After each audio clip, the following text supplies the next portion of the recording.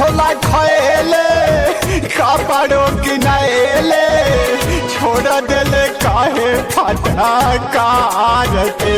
अरे काई सादा बापा के हालाही बेटी चला गेले पाकिटे झाड़ के। अरे काई सन बाप के हलाही के बेटी चला गेले पाकिटे झाड़ के। अरे कुत्ता कहीं के मारेगा तो मुंह लाल हो जाएगा। तुमको माना करते थे पागल कहीं के।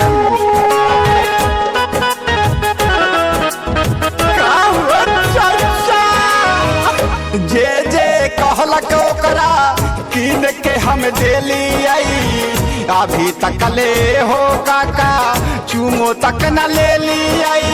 अरे ही बात है रे। अरे तुमको माना करते थे लेकिन समझा नहीं। एकदम कुत्ते हरे लाइकी के फेरा में तो पड़ले हाले झूठ के कौचेला तोरा से वो भाग गया रूठ के।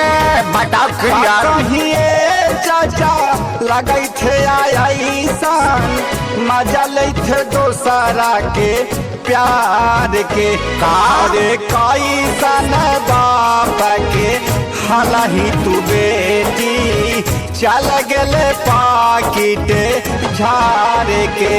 अरे कई सन बाप के हलाही के बेटी चल गेले पाकिटे झाड़ के।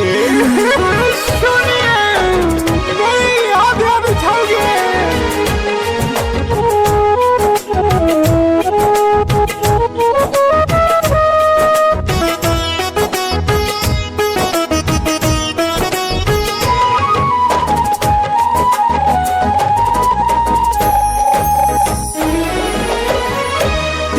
हजार के दिलियाई इनके मोबाइल का जानी काहे ताबो हाई खिसियाइल। जाने खिया लड़की के बड़ा ना खड़ा होगा रे बेटा।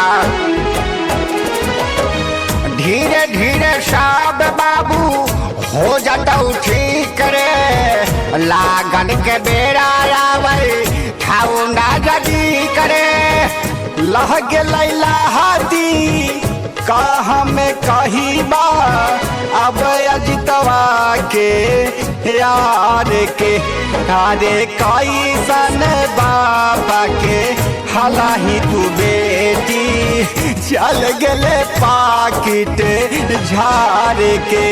अरे कई सन बाप के हलाही के बेटी चल गेले पाकिटे झाड़ के।